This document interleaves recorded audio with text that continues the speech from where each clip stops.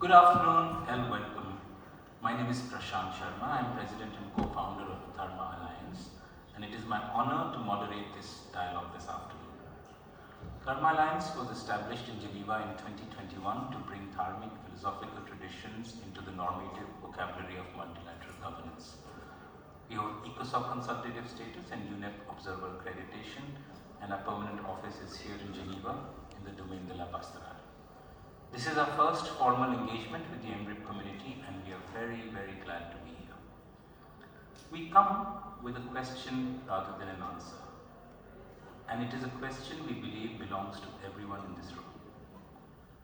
The multilateral normative architecture was built with genuine universalist aspiration, an aspiration that Dharma Alliance fully shares and affirms.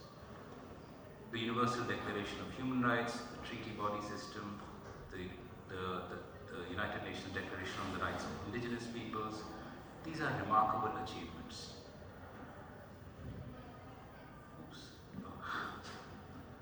But built through sustained effort and deep conviction. We are not here to question that achievement. We are here because we believe it is, by its own aspiration, unfinished. The architecture was constructed on a specific epistemological foundation, a particular way of reasoning about rights, persons, duties, and the common good. And that foundation was laid, as history records, without the substantive participation of indigenous peoples or Dharmic traditions. Both are, in this precise sense, working to complete an architecture they did not help design, contributing to a universalism whose foundations were drawn from a narrower base of human ethical experience than the architecture's own aspirations require. What this means in practice is a gap, observed by the indigenous rights movement more explicitly and over a longer period than perhaps any other tradition engaged with this system, between vocabulary entry and architectural change. New concepts enter, they are cited, celebrated, assigned consultative categories, and the foundational reasoning continues. What enters as a structural contribution to the foundations can emerge instead as a cultural supplement. The concept is acknowledged, the foundation does not move. UNDRIP presents a genuine achievement in addressing that gap. Collective rights, the moral standing of the natural world, the validity of indigenous legal systems as sources of normative authority. Real conceptual contributions that entered the architecture and changed what could be said within it. And yet the gap between what those contributions introduced and what the architecture has so far been able to fully sustain in implementation remains a live question, which is precisely why this session and this side event matter. Dharmic traditions face a version of the same condition from a different position with a different history. Where Dharmic concepts have entered multilateral vocabulary at all, they have entered as cultural contributions. The architecture has not yet moved to receive them as structural contributions to its own foundations. The shared question is this: how do open, plural, non-prescriptive traditions contribute to a normative architecture built on a narrow epistemological foundation? And in doing so, help bring that architecture closer to the true universalism it has always aspired to express. That is what this dialogue proposes to examine together, honestly, and without presuming to answer what only a much longer conversation can resolve. I will now have the pleasure of introducing our first contributor, which is Dr. Michael Wiener, who's going to be joining us through a video message. Michael Wiener leads the Faith for Rights initiative within the Indigenous Peoples and Minorities section of the UN Office of the High Commissioner for Human Rights. Faith for Rights is one of the most significant efforts within the UN human rights system to bring faith and belief traditions into genuine normative dialogue with the human rights architecture, not as cultural voices to be accommodated, but as substantive contributors to the system's own development. Michael and his team were the primary institutional anchor for the Bangkok Declaration on Dharmic Perspectives on Faith for Rights, co-authored with Dharma Alliance and Bodhigaya Vijaya Institute in October 2025. The first formal entry of Dharmic epistemological frameworks into the UN human rights system as a normative contribution. document that explicitly acknowledges the shared orientations towards normative pluralism across Indigenous and Dharmic traditions. He is unable to be with us in person today, but has generously contributed a video message which we will now hear. Good afternoon. My name is Michael Grenier from the Office of the High Commissioner for Human Rights. And many thanks for this invitation to this timely side event on plural traditions and the normative order. Unfortunately, I cannot be with you in person, but the organizers have kindly asked me to record a video message. So in my short presentation, I would like to focus on two recent peer-to-peer learning exchanges, which actually focused on related questions that have also been alluded to under item 10 of the ongoing session of the expert mechanism on the rights of indigenous peoples. So let me just read the last of the guiding questions about the persistent challenges and experiences in overcoming obstacles with an emphasis on innovative approaches and lessons learned. So let me turn to the first example, which actually was a meeting that we organized last October, convening in partnership with the BGBI 980 Institute and also Dharma Alliance. This was actually the 6th annual meeting of the Faith for Rights community of practices. The first part was in Siem Reap in Cambodia, and the second part in Bangkok in Thailand. The meeting spotlighted Dharmic traditions, so Buddhist, Hindu, Jain and Sikh, as well as indigenous perspectives on human rights and peace building. And actually it represented a pivotal stage in the evolution of the dialogue between spiritual wisdom and universal human rights. It built upon years of collaboration among faith-based actors, scholars and human rights practitioners, actually going back to the 2017 Beirut Declaration and its 18 commitments on faith for rights. And it expanded the moral and intellectual scope of this initiative by engaging deeply with Dharmic and indigenous perspectives. So that's also the link to the topic of your side event. So the discussions in Cambodia and in Thailand revolved around the traditions, Dharmic and indigenous, grounded in millennia of ethical inquiry, could illuminate contemporary approaches to dignity, equality, peace, and social responsibility. We had a host of participants from different backgrounds, and all of them reflected and learned from each other on the need for a renewed moral vocabulary, one that transcends the separation between the inner conviction and outward action, and that reconnects actually human rights with the spiritual and ethical roots from which they originally drew the meaning. Our Faith for Rights meeting asked a simple yet profound question: what does it mean to live the values we claim to uphold? And the response unfolded through a collective exploration of the moral foundations of human rights, the spiritual dimensions of responsibility, and the potential of faith to become a transformative force for justice and compassion in an interconnected world. It was fascinating because actually there was a convergence of moral insight from many traditions. So the Abrahamic religions, Dharmic and indigenous traditions alike, all of them demonstrating that shared human values can manifest through different languages, symbols and practices. And a recurring insight throughout our sessions was that universality does not imply uniformity. Drawing on Dharmic teachings, the participants proposed a vision of universality as a lived experience. So it's a dynamic, inclusive, and grounded in the recognition that multiple paths can lead to shared truth. This was also expressed in the Sanskrit words, "Truth is one, the wise speak of it in many ways." And in that sense, universality was seen not as a doctrine, but as a practice of mutual recognition and respect.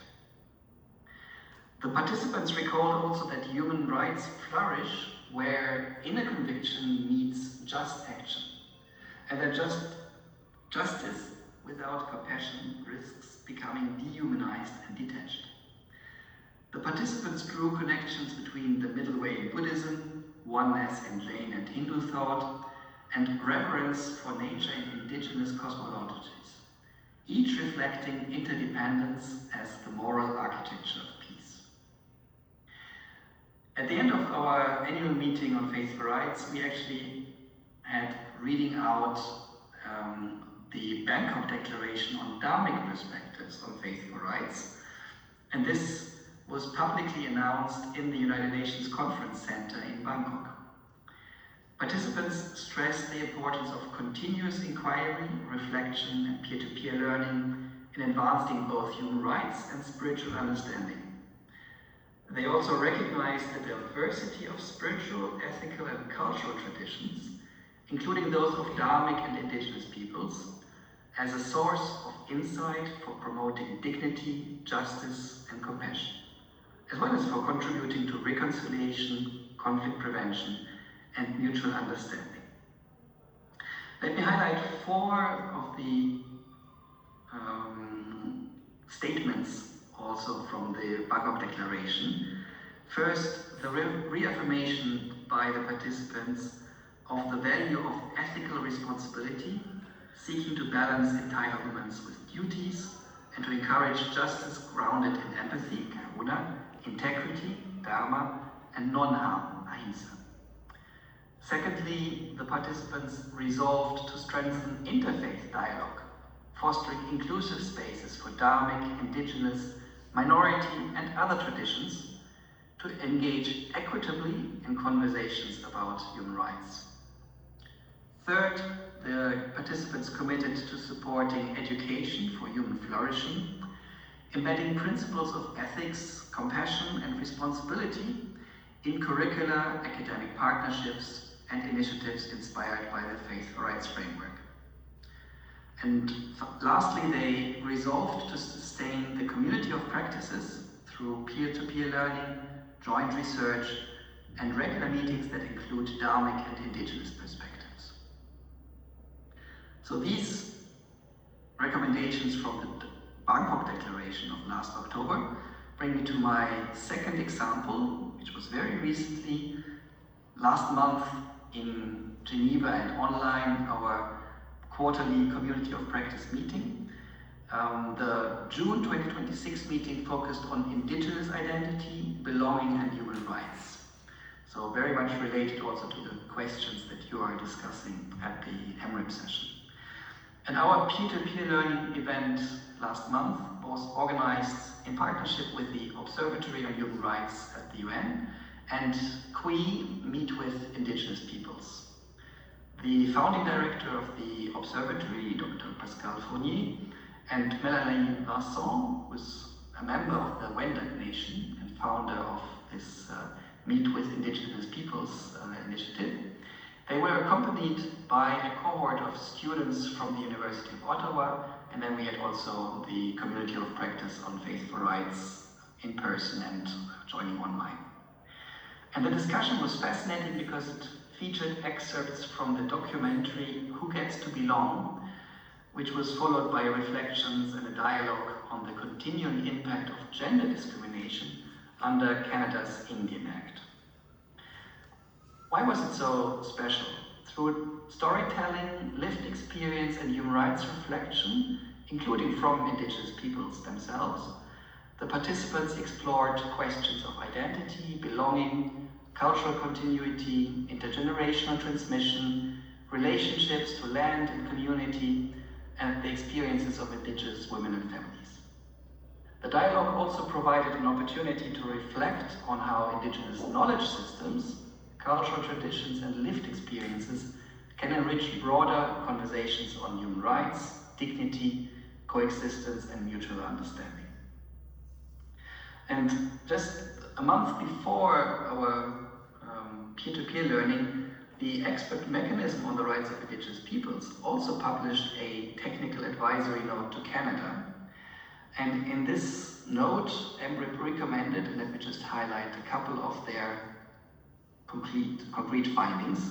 First, to implement the relevant recommendations and findings of United Nations treaty bodies, special procedures mandate holders, including the most recent recommendations from the CEDAW Committee and the Human Rights Committee of 2024 and 2026. Secondly, to ensure that concerns arising under Article 8 of the UN Declaration on the Rights of Indigenous Peoples are addressed as a matter of priority. To address the ongoing impact associated with non-compliance with this Article 8 of the Declaration, by adopting legislative measures as a matter of priority to eliminate the second generation cutoff, 1985 cutoff, and two-parent rule, and their assimilatory effects from the Indian Act. And then also to take steps to fully realize Articles 9, 22, 44, and 33 of the Declaration, and to ensure that indigenous peoples and individuals are able to effectively exercise their right to redress by reviewing and repealing legislative provisions that unduly restrict or prevent access to remedies. So with these two examples, I wanted to really share these concrete peer-to-peer learning exchanges that under the umbrella of the Faith for Rights activation, which is also part of the Global Alliance for Human Rights, which was launched last month by the High Commissioner for Human Rights, how this actually can be helpful to contributing to plural traditions and normative order by really grounding these experiences in a diversity and enriching the universality of human rights for everyone. Thank you so much, and all the best for your side event. Well, many thanks to Michael in absentia. I'd now like to introduce a speaker, Ondesombi, Professor. Professor Ondesombi is a Sami yogic performer and professor of law at UIT, the Arctic University of Norway. His work moves between two worlds that most institutions keep apart: the living oral and ceremonial traditions of the Sami people and the Western legal and normative frameworks that govern indigenous rights and international law. He has spent his career examining what happens at that intersection, what is carried across, what is lost in translation, and what it would mean for indigenous knowledge to be received not merely as cultural heritage, but as a source of normative authority in its own right. His presence in this dialogue as a yogic performer, as a legal scholar, and as a Sami voice, with deep roots in exactly the structural challenge this panel is here to examine, makes him a uniquely valuable participant in this conversation. We are honored to have him with us.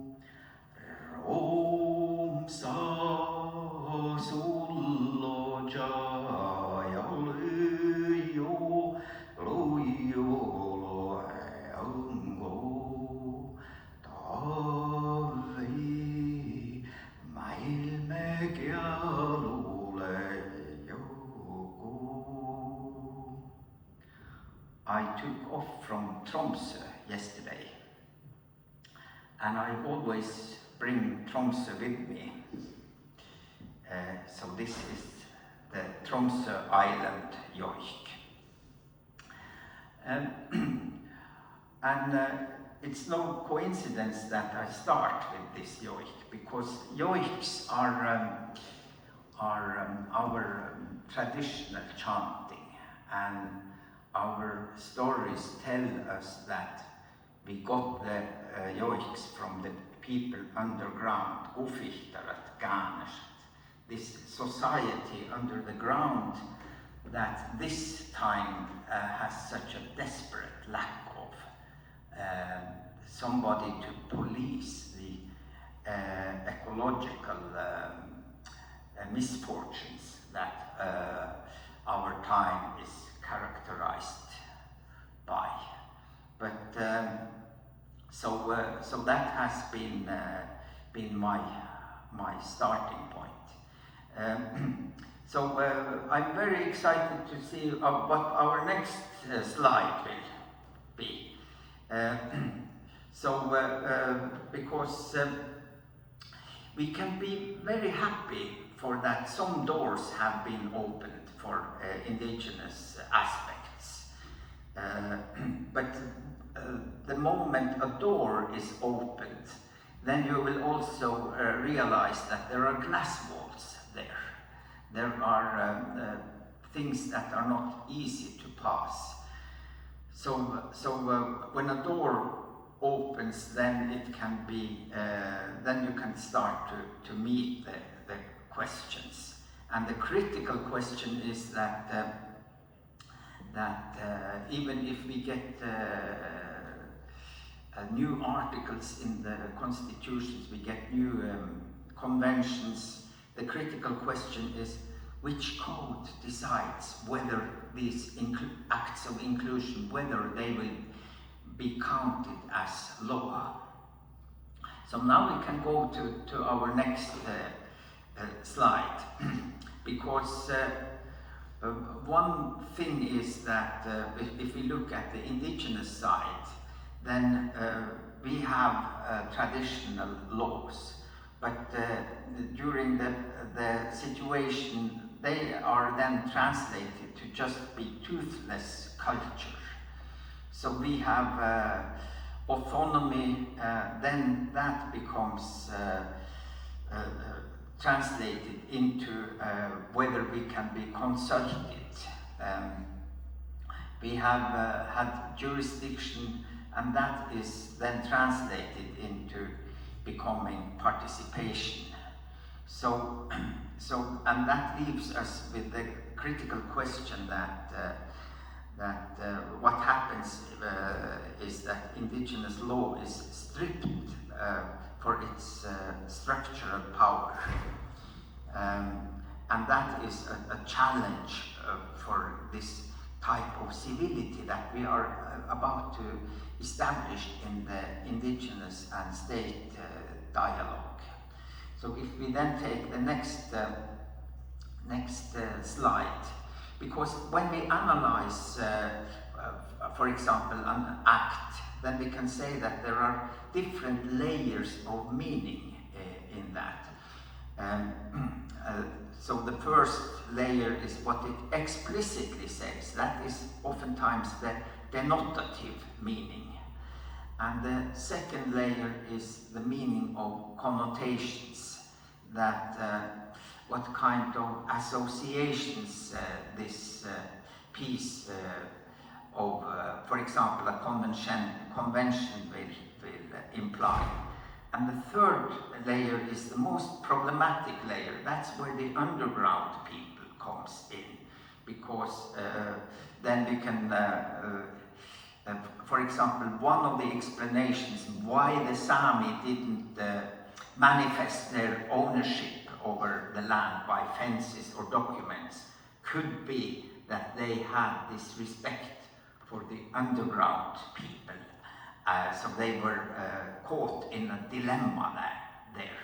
But in order to understand that, then you have to include the ontology that follows from their worldview.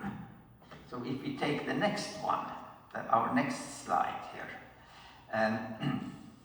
because what we meet then is that the challenge is that we read the world differently.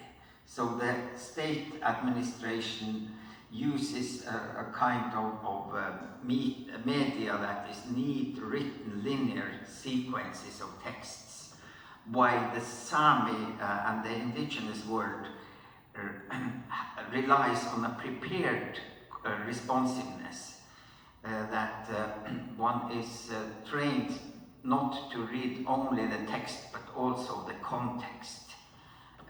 So if we then turn to our next slide,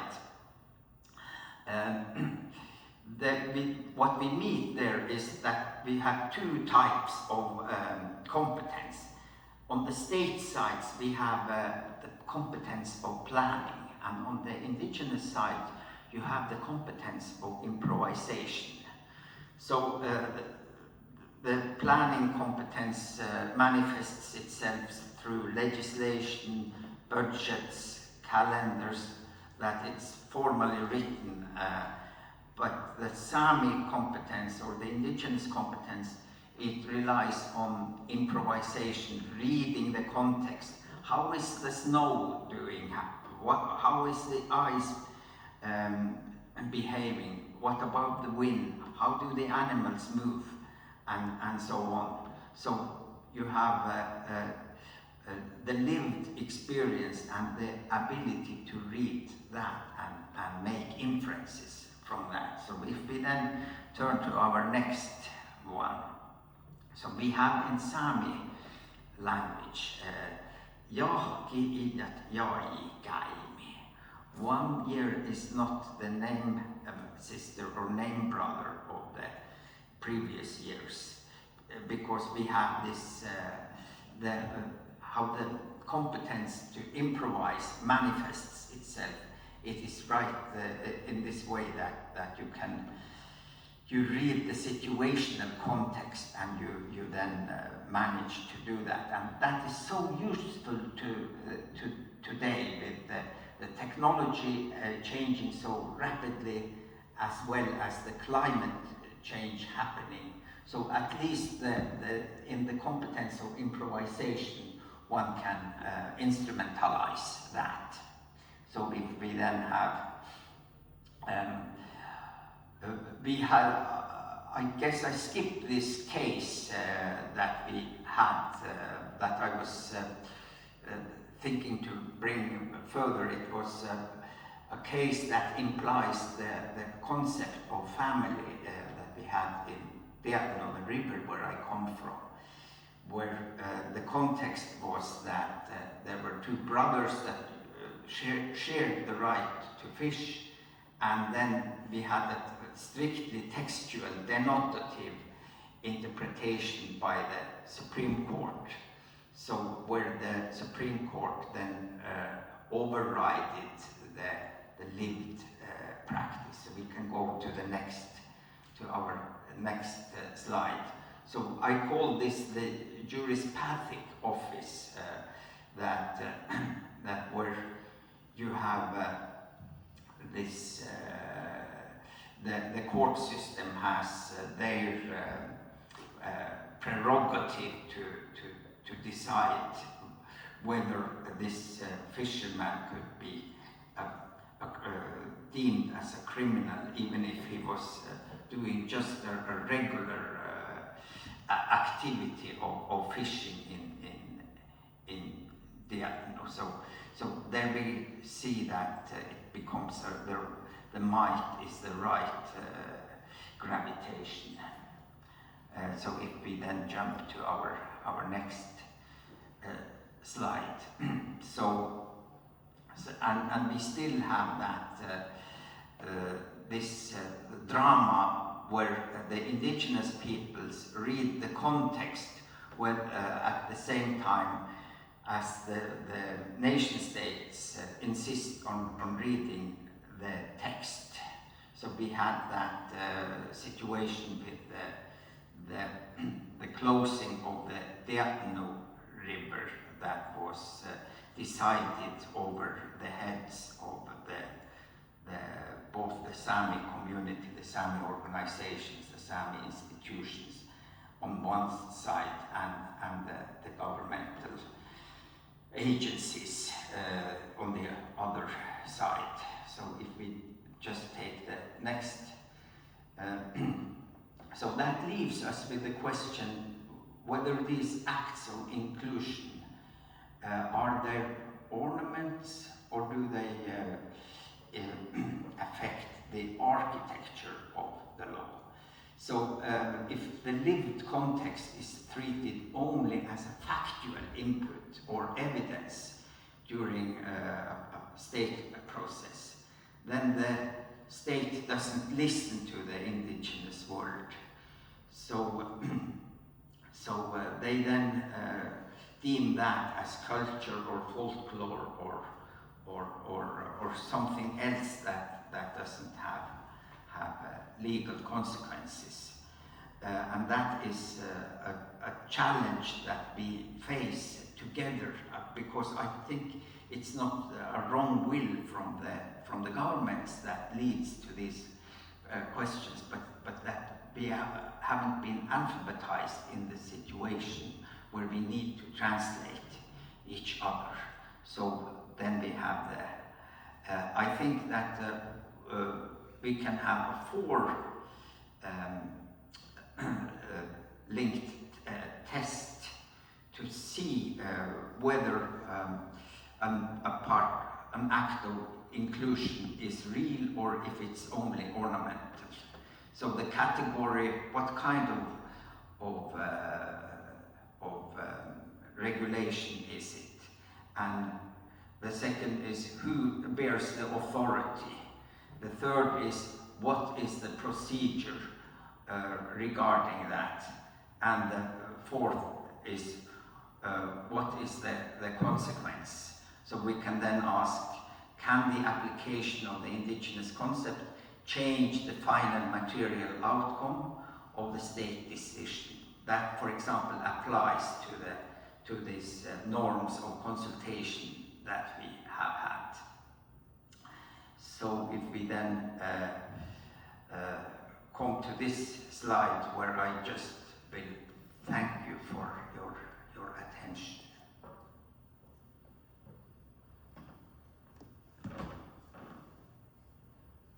Thank you. I'm reading the wonderful text at the bottom of the slide, and maybe I'll read it out. The next 20 years of indigenous rights must be about more than adding words to a state document. When those who read the land, the weather, and the water are recognized as the true makers of law, then and only then will we have architecture, not ornament. Genuine pluralism begins when we let the context correct the text. Thank you, Professor Omi. I'll now move to the next speaker, Guylaine, Madame Guylaine Grenier. Guylaine is a Canadian lawyer whose work bridges international transitional justice and indigenous state relations in Canada. She specializes in international human rights law, transitional justice, indigenous peoples' rights, and constitutional and environmental law. Following graduate studies in transitional justice, human rights, and rule of law at the Geneva Academy, she contributed to the work of the Office of the High Commissioner for Human Rights and later to the Trust Fund for Victims at the International Criminal Court. She's also advised governments and indigenous organizations in Canada on treaty negotiations, land claims, and self-government agreements.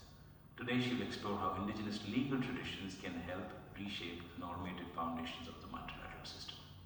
Guylaine, the floor is yours. Good afternoon. I'm sorry I did not bring my drawings, so it might be not as funny as my friend. The legitimacy crisis facing our multilateral institutions is not only political, it's also conceptual.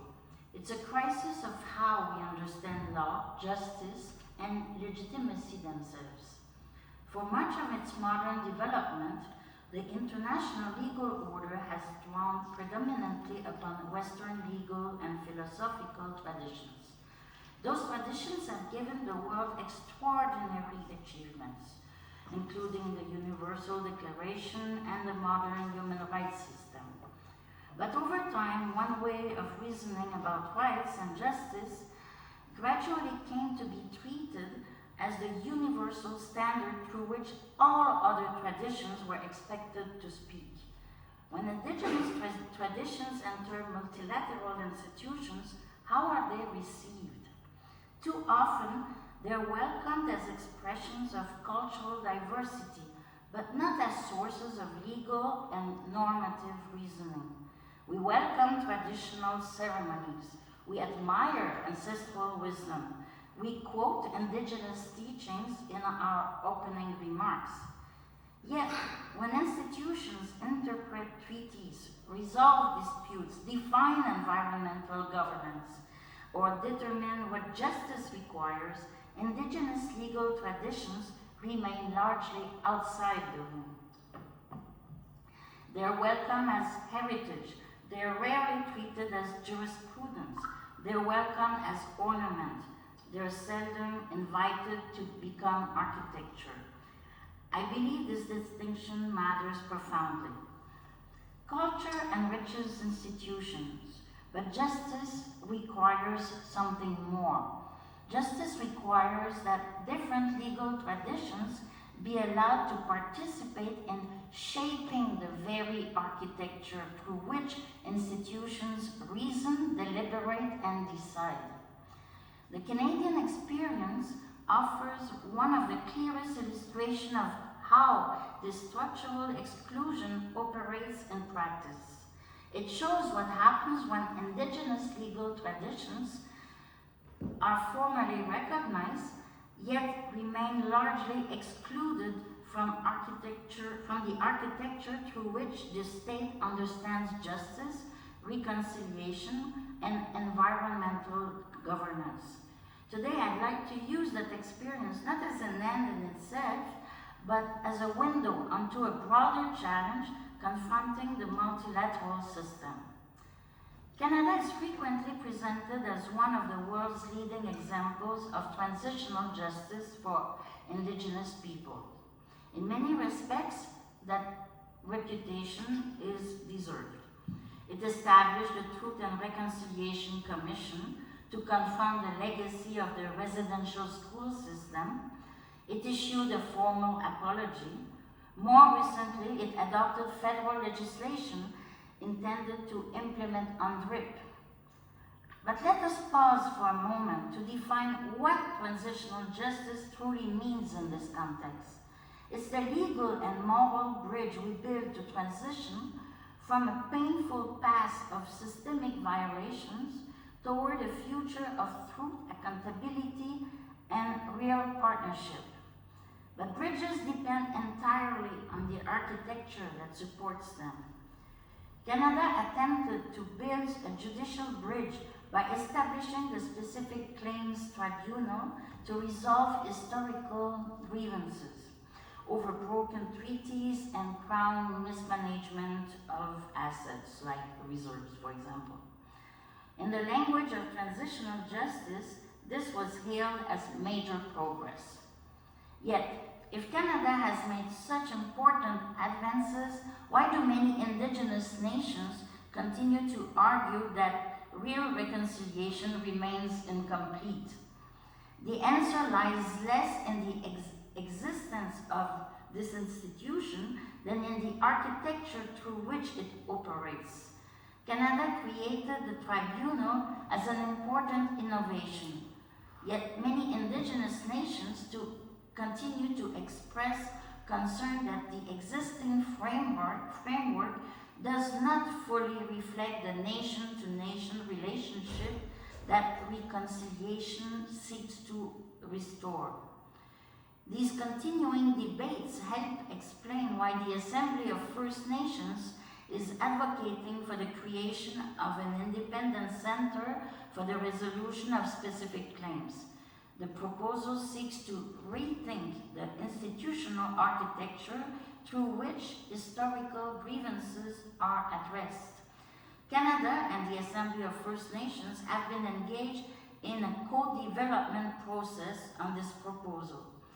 At the heart of these discussions lies a broader question. How can reconciliation be achieved if Indigenous legal orders remain only marginally reflected in the institutions responsible for resolving the claims? This concern is also shared internationally. The UN Special Rapporteur on the Rights of Indigenous Peoples has specifically criticized Canada's specific claims process, highlighting not only its structural lack of independence, judge and jury, but from the government, but also it's an inability to restore land. This structural tension is reflected in the tribunal's statutory mandate itself. While it provides an important forum for adjudicating specific claims, it cannot restore land, recognize indigenous jurisdictions, or revisit the underlying constitutional relationship between indigenous nations and the Crown. Under the Specific Claims Tribunal Act, the tribunal may award monetary compensation only and only up to $150 million. The concern, in other words, is not simply about individual decisions, it's about institutional legitimacy. For many indigenous nations, the issue is whether historical treaties and constitutional relationships continue to be interpreted almost exclusively through the legal assumption of the Canadian state, rather than through a genuine dialogue between Indigenous and Canadian legal orders. Recognition is not the same as a shared legal reasoning. If reconciliation asks Indigenous people to enter institutions whose normative foundations remain essentially unchanged, then reconciliation risks becoming an exercise in administrative adaptation rather than a real transformation. This structural failure is nowhere more obvious than at the intersection of transitional justice and modern environmental law. Canada is often presented as a global leader in climate action and the green transition. Yet in practice, we are witnessing the rise of what international experts call green colonialism. This is the tragic paradox where the global climate transition risks reproducing colonial patterns where Indigenous jurisdiction remains insufficiently recognized. We see this clearly in two ways. First, in the past, the state extracted fossil fuels for economic profit, and the colonial nature of that extraction was obvious. But today, with critical minerals like lithium and nickel, the Canadian state claims it is extracting these resources to save humanity from climate change.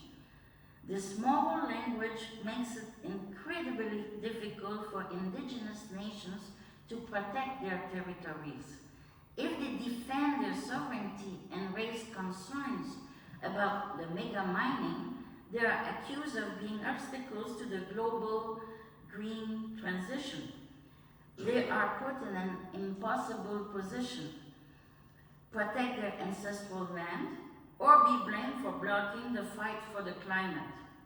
Meanwhile, the state uses its centralized environmental assessment processes, while many Indigenous nations continue to argue that free, prior, and informed consent has not been fully realized in practice. Second, even conservation can become a form of green colonialism when states pursue biodiversity targets by expanding protected areas without always recognizing Indigenous jurisdiction and their rights of fishing and hunting over the very territories they've sustainably governed for generations. You cannot have environmental justice without transitional justice. If Indigenous legal traditions remain confined to the status of cultural traditional knowledge, while environmental law continues to be designed and enforced primarily through the states and institutions, the colonial imbalance remains. Fortunately, alternative pathways already exist. Around the world, we see legal innovations that move beyond this limitation. Just to name one, the recognition of the legal personhood for the Wanganui River in New Zealand by an act of parliament. The fact that the river has its own legal rights can be represented in courts, recognizes Maori cultural and spiritual relationships with the river, the fact that the river and the people are inseparable, and demonstrates that indigenous legal concepts can contribute directly to contemporary legal institutions. These developments show that different legal traditions can jointly reshape the architecture through which modern institutions reason about justice, nature, and responsibility. These are early indications of what normative pluralism looks like in practice. But if the Canadian experience teaches us anything, it is this.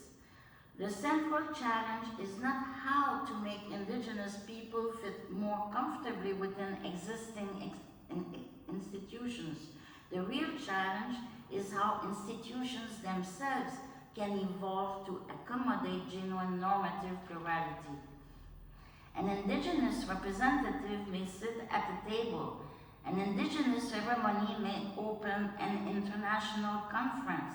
Justin Trudeau may dance with Indigenous people in front of people. Traditional knowledge may be cited in a report. These developments matter, but they do not, by themselves, change institutional decision-making. The question before us today is therefore deeper. Can the multilateral system become genuinely plural if its institutions continue to reason primarily through dominant Western legal traditions? Legitimacy requires more than inviting different people into existing institutions. It requires allowing different legal traditions to participate in shaping how those institutions understand justice. This is the difference between diversity and pluralism. Diversity concerns who is present. Pluralism concerns how institutions think.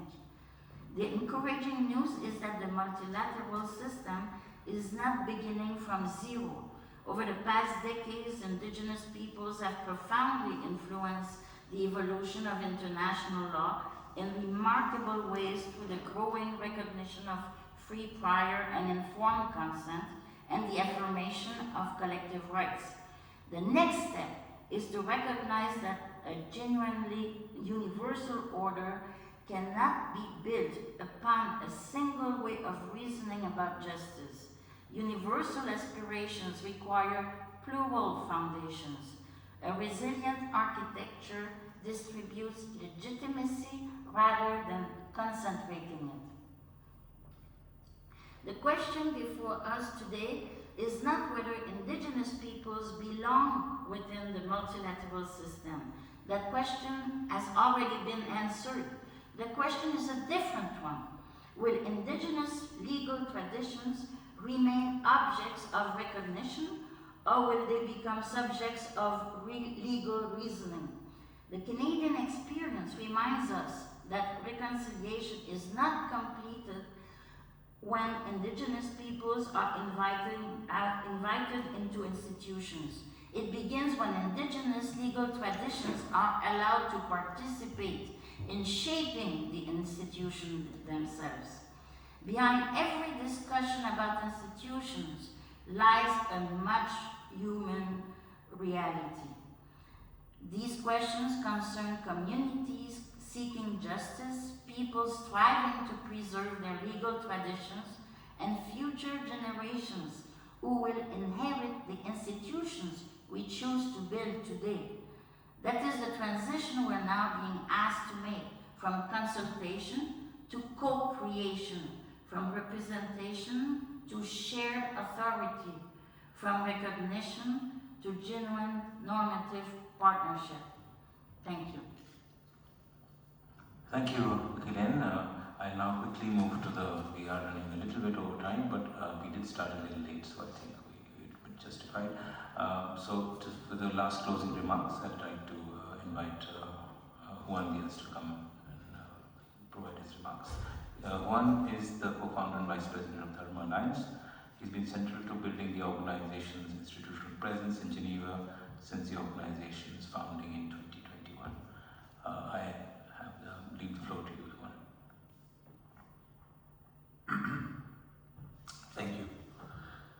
thank you, Undiv, thank you, Guylaine, and thank you to Michael for a message that grounded this conversation in the institutional reality it must ultimately navigate.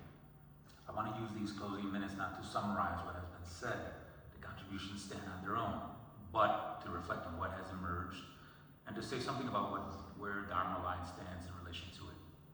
Ande offered us a formulation that names something essential about the challenge we have been examining this afternoon. 1 year is not another year's namesake. The calendar repeats the word. The conditions do not repeat themselves. The text stays the same while the context changes. This is not only an observation about Arctic ecology, it is an observation about knowledge, about the relationship between what we write down and what we must continue to read. The multilateral system is, at its core, a planning competence. It produces text and assesses conduct by comparing it with what has been written. That is not a limitation to be criticized. It is how agreements are made, how commitments are sustained, how the remarkable normative architecture of the post-war period was built. The question is whether that competence can make itself genuinely answerable to contextual reading, to the knowledge that the conditions are never quite what the text assumed when it was written. What indigenous traditions have insisted upon, and what Dharmic traditions understand from within their own philosophical history, is that that reality is too complex for any single framework to possess completely. That multiple traditions illuminate aspects of shared truth that others cannot see from where they stand. That the conditions for coexistence among diverse ways of life are themselves a foundational moral value, not a procedural arrangement to be managed, but a substantive good to be cultivated. These are not additions to the universalist project.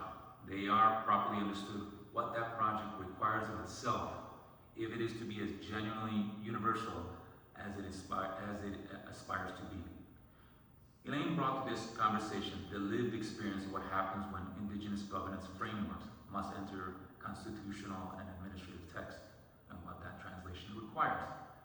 That experience illuminates something Dharmic traditions have long understood, but are only now engaging with consistently in institutional terms.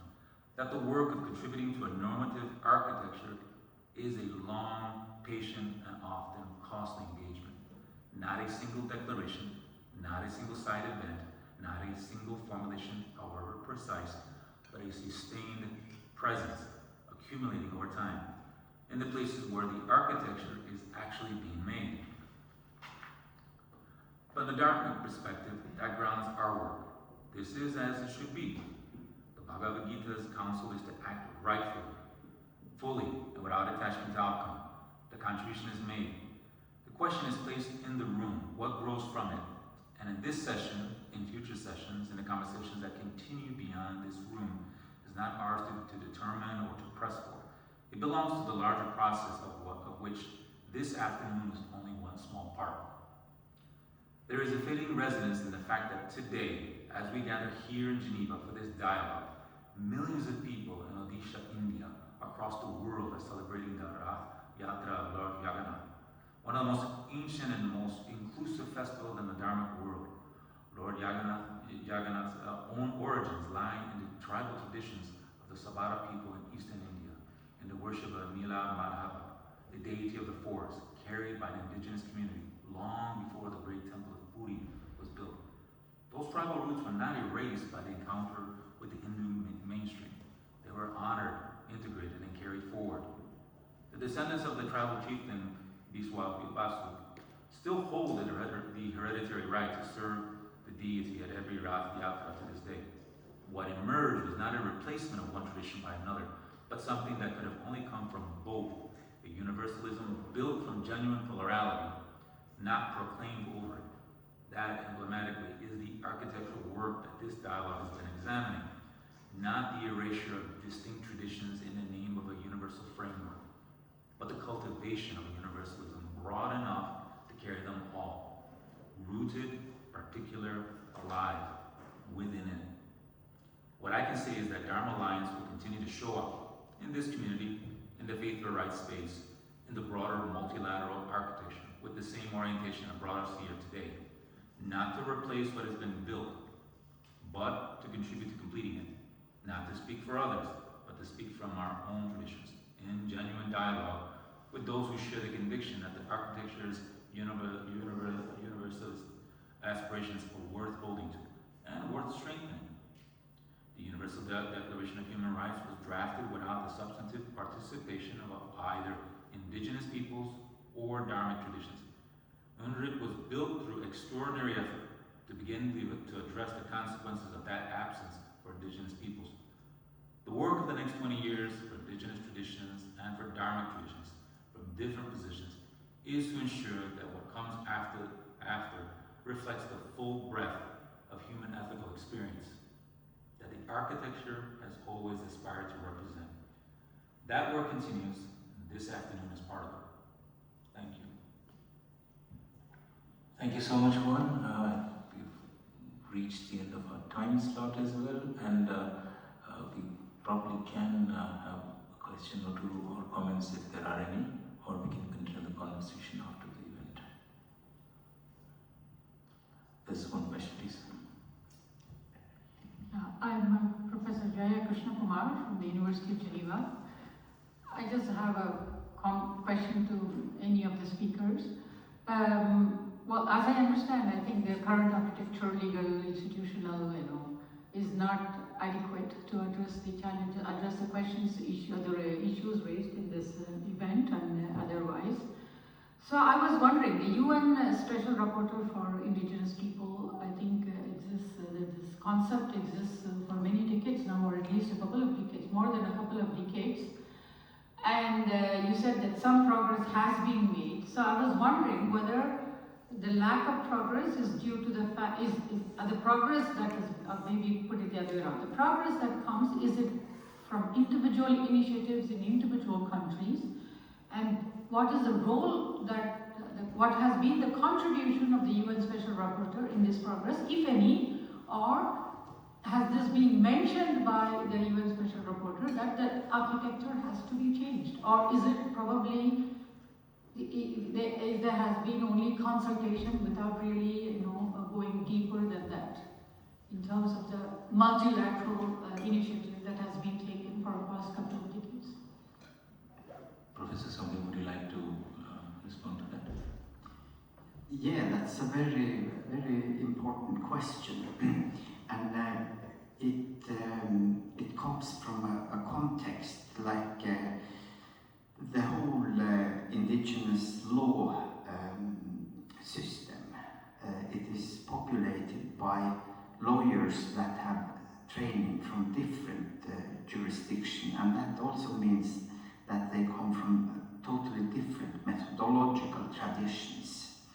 So it takes time to realize that we, for example, have discursive challenges where the issue of architecture pops up. For example, what is the significance of a court decision? That we have the civil law tradition that Europe has, we have the Anglo-American tradition, and we have the Eastern traditions that have different approaches to that. So in order to meet those challenges, then we have to start addressing the issue of architecture. But the issue of architecture, for example, in the context of the Special Rapporteur, will often appear as a fragment of the question. So several fragments have been touched upon, but I think that the people who will continue this work will have to go into the architecture and then find a way how these different legal professional, different political traditions shall get into productive and perhaps creative, perhaps consolidating attitudes to that. Great, thank you. I think we are a bit over time, so... Oh, I'm sorry, please.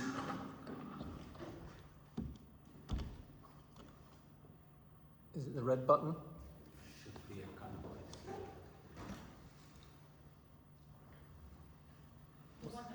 What do you want me to press? Okay. Stephen Oates, I used to be in the ILO.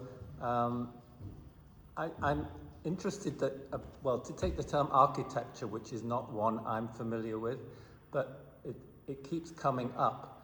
And in terms of the multilateral system, as if this is something which is stable, whereas to me it seems at the moment this is not at all the case. The multilateral system is assaulted on many sides, and what I worked through the globalization process, nobody talks about that anymore. The UN system is seriously threatened from the Americans, but not only. And if you are thinking of working within that system, I don't know how sustainable such a strategy is.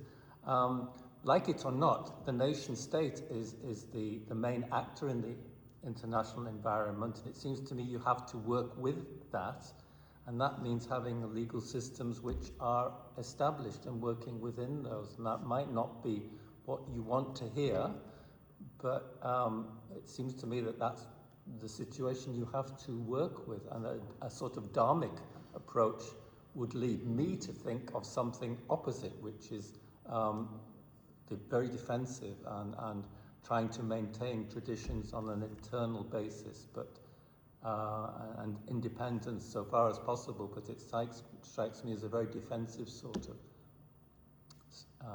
position to have to adopt. Is this wrong?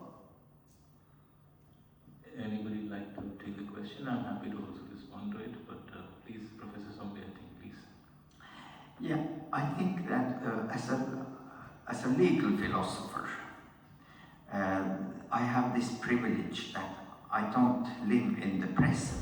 I live sometime maybe before we lived, and sometime maybe ahead of where we live. And I think that the concerns that you address, they are very important. For example, will the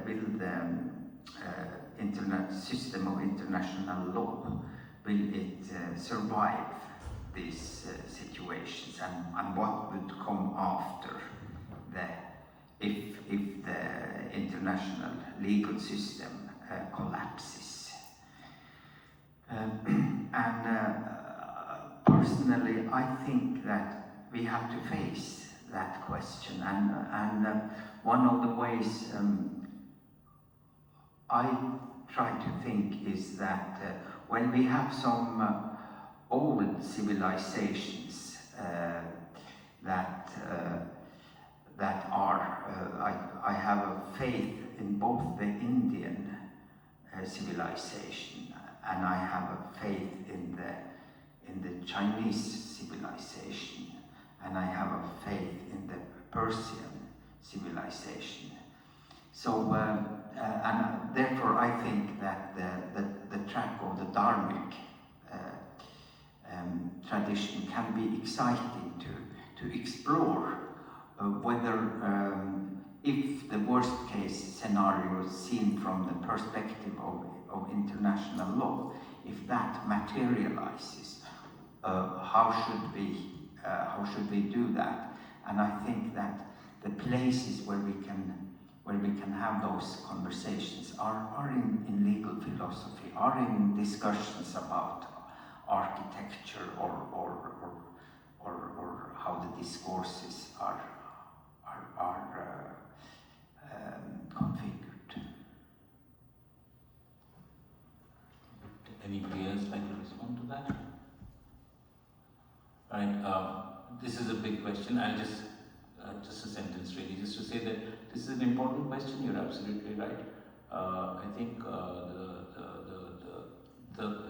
what, at least the way we're looking at it, is very simple really. That the limitations and the challenges to multilateralism is primarily because it is premised on a very single and a narrow epistemological foundation. one of the ways, and that's what makes it. Monoculture systems are inherently fragile systems. So the more diversity through epistemological diversity there is, the greater the chances of true multilateralism to flower and rejuvenate itself. Whether even with the changing context, and of course these phases and these processes take a lot of time. There is a process of change, there's a process of great flux, and multilateralism of some form will be needed. It is undergoing great change, and the more diverse its philosophical foundations are, the better are the chances of it being rejuvenated and being effectively, one could say, anti-fragile. So, but there's many things on the. We can share it and have a longer discussion after the session. Thank you so much. Is there any other comments? But anyway, thank you so much for coming. We hope to continue this conversation in the